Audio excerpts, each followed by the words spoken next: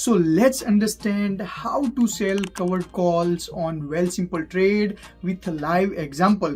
I'll also explain how you can generate extra income from your already purchased stocks, the risk associated with selling covered calls, how much fees you have to pay, and some additional but very important tips at the end. So let's understand all the terms with a live example. For instance, you own 100 shares of Google in your registered account, which is trading at around $193 today on January 12th, 2025. So a covered call is an option trading strategy where you sell a call option on a stock that you already own. Now in this example, you press the sell button, which asks whether you want to sell the stocks themselves or sell the covered calls. So select the covered call option and you will see this interface. I assume you already have a basic understanding of terms like premium, strike price, break-even price, call and put options. If not, please watch this video first and then come back. Now for example, if you believe that the stock will not rise beyond $200 by January 31st, you will sell a call option with a strike price of $200. And for this, you will receive a premium of $3.65 per share. Since each contract is for 100 shares, the premium you will receive in total is 3.65 times 100 is equal to $365. So think of these $365 as extra income you are earning by renting out your stocks until January 31st. However, you should only sell a covered call if you believe that the stock price will not increase significantly in the short term up to the expiry date, which is January 31st in this case. Now on the other hand, you must believe in the stock's long-term appreciation because that's why you own it in the first place. Now let's look at what happens on January 31st, which is the expiry date. So the first scenario is that, let's say Google's stock price increases to $199 but doesn't hit the strike price of $200. In this case, you keep the premium of $365 and retain all of your 100 Google shares. And in this case, you gain the premium of $365, the unrealized appreciation of the stock price from $193 to $199, which is $6 per share, or a total of $600 for your 100 shares. And this makes your total return to $965. Now the second scenario could be that the stock price increases to, let's say, $205 on January 31st. In this case, your option will be exercised, meaning you will have to sell your 100 Google stocks at $200, which is the strike price, instead of $205, which is the current price. And your gain in this case is the premium you earned, which is $365,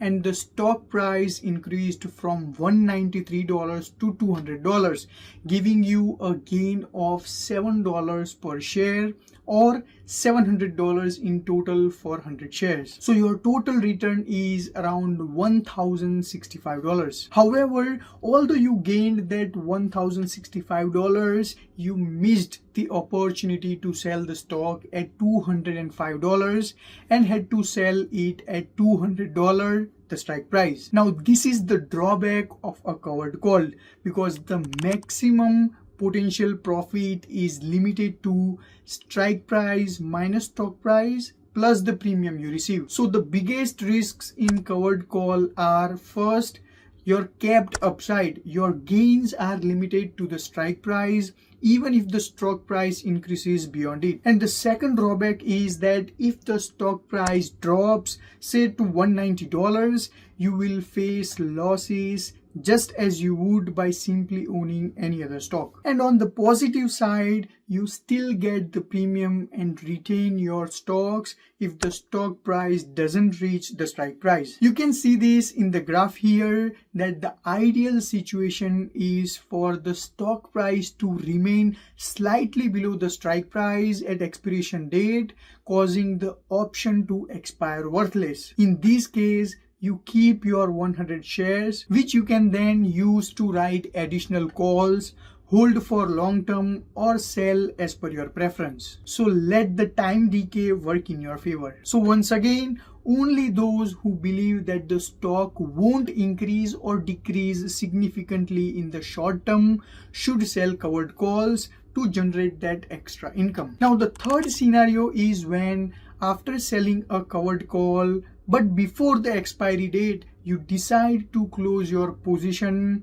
This might happen if the stock price has already increased significantly and you don't want to sell your 100 shares, or the stock price is below the strike price and you want to close the position with a small profit. In such cases, you can close your position by buying back the call option, effectively ending the covered call option. So on Wealthsimple, there are some fees associated with selling covered calls that you should be aware of. So the first one is that you must have a USD account or be a premium status customer, because for core members there is a $10 plus tax monthly fee for the USD accounts. The other fee you should be aware of is for each option contract you sell, you will be charged $2. And if you close the position before the expiry by buying back the call option, you will pay an additional $2, which totals in $4. Third fee is exercise fees. So if your option is exercised after expiration,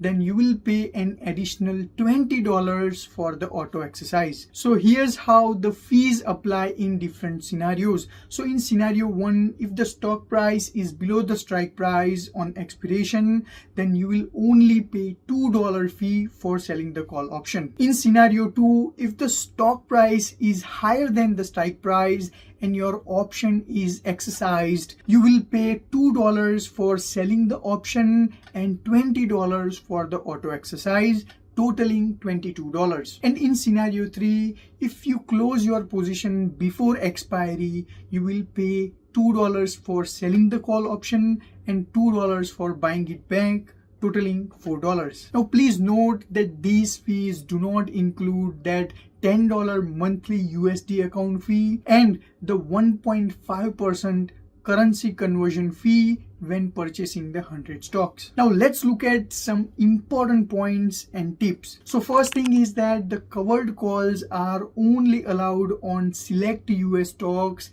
Canadian stocks are not eligible. Additionally, only some US stocks have the covered call option on Wealthsimple. So check beforehand if you are purchasing stocks only for writing the covered calls. The second point is that currently covered calls are only available in registered account with Wealthsimple. So be mindful of your trading frequency, as the CRA may consider frequent trades as an income and will be taxed at your marginal tax rate.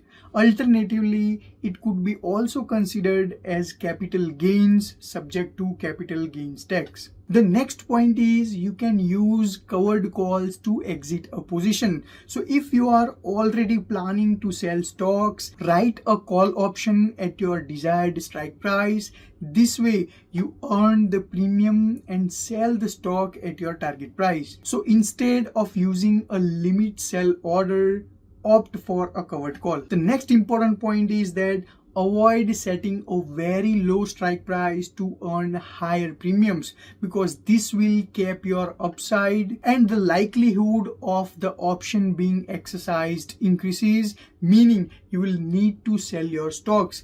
This is fine only if you are willing to sell the stock at that price. The next point you should be aware of is if your stock undergoes corporate actions like reverse stock split, for example 1-for-2, your position will no longer be hedged because you will only own 50 shares after the split. Now in such case, you will need to buy 50 more shares to bring your account back into compliance, or you can close the position by buying back the call option as explained in scenario 3. And the last very important point is, do not buy stocks only to write covered calls. Instead, ensure that you believe in the stock's long-term potential and you are planning to hold the stock for the long term, and you are expecting a minimal price movement in the short term. So thank you for watching this video. If you have any questions, feel free to ask me in the comment section.